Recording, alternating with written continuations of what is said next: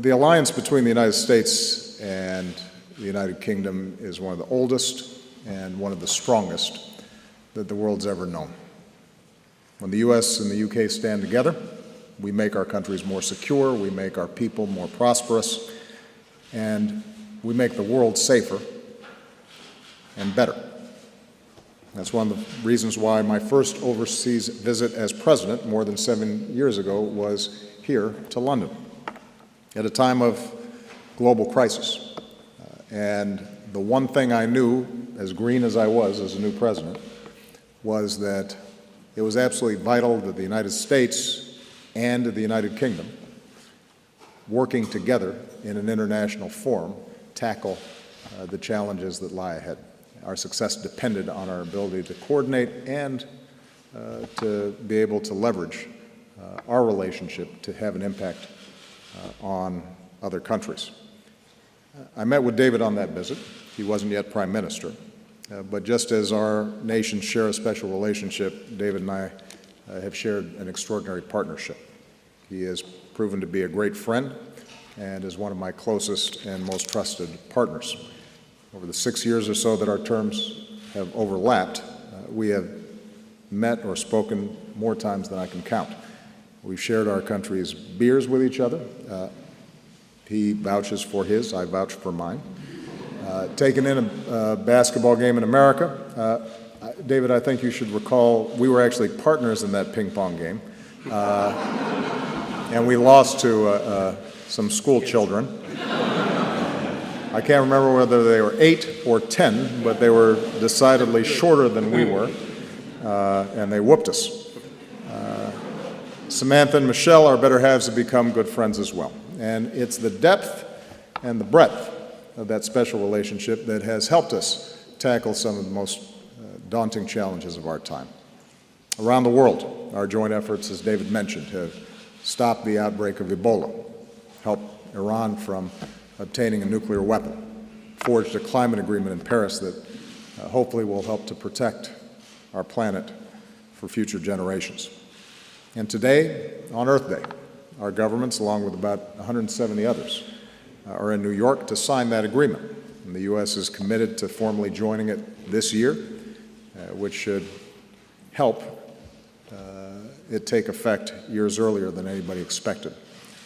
We also discussed the full array of challenges to our shared security.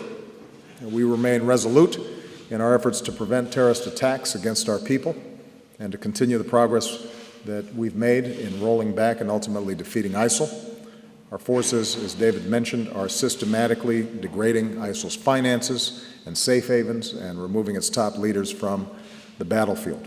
And we've got to keep working to improve security and information sharing across Europe and to stem the flow of foreign fighters into and out of Syria.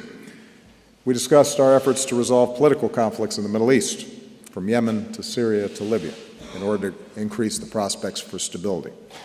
In Libya, going forward, we have an opportunity to support a new government and help Libyans root out extremist elements.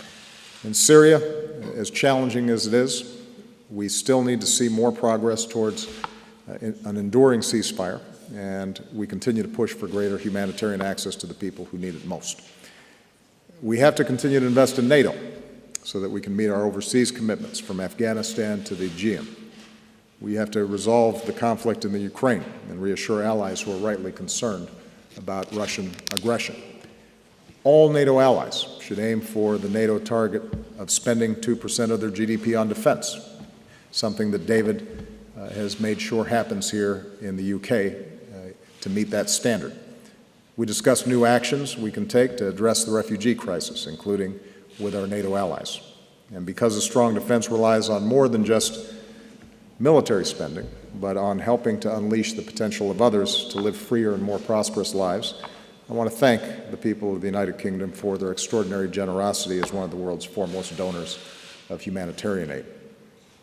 We talked about promoting jobs and stronger growth through increased transatlantic trade and investment so that our young people can achieve greater opportunity and prosperity. And yes, the Prime Minister and I discussed the upcoming referendum here on whether or not the UK should remain part of the European Union. Let me be clear. Ultimately, this is something that the British voters have to decide for themselves. But as part of our special relationship, part of being friends is to be honest and to let you know what I think. And speaking honestly, the outcome of that decision is a matter of deep interest to the United States because it affects our prospects as well. The United States wants a strong United Kingdom as a partner. And the United Kingdom is at its best when it's helping to lead a strong Europe. It leverages UK power to be part of the European Union. As I wrote in the op-ed here today, I don't believe the EU moderates British influence in the world, it magnifies it. The EU has helped to spread British values and practices across the continent. The single market brings extraordinary economic benefits to the United Kingdom. And that ends up being good for America because we're more prosperous when one of our best friends and closest allies has a strong, stable, growing economy. Americans want Britain's influence to grow, including within Europe. The fact is, in today's world, no nation is immune to the challenges that David and I just discussed. And in today's world, solving them requires collective action. All of us cherish our sovereignty. My country is pretty vocal about that. But the U.S. also recognizes that we strengthen our security through our membership in NATO. We strengthen our prosperity through organizations like the G7 and the G20. And I believe the UK strengthens both our collective security and prosperity through the EU. In the 21st century, the nations that make their presence felt on the world stage aren't the nations that go it alone, but the nations that team up to aggregate their power and multiply their influence. And precisely because Britain's values and institutions are so strong and so sound, we want to make sure that that influence is heard, that it's felt,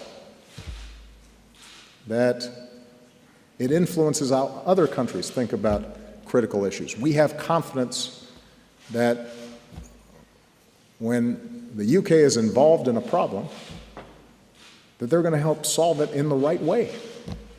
That's why the United States cares about this. You know, for centuries, Europe was marked by war and by violence. The architecture that our two countries helped build with the EU has provided the foundation for decades of relative peace and prosperity on that continent. What a remarkable legacy. A legacy born in part out of what took place in this building. Before we walked out, I happened to see Enigma on display. And that was a reminder of the incredible innovation and collaboration of the Allies in World War II and the fact that neither of us could have won that alone. And in the same way, after World War II, we built out the international institutions that, yes, occasionally constrained us. But we willingly allowed those constraints because we understood that by doing so,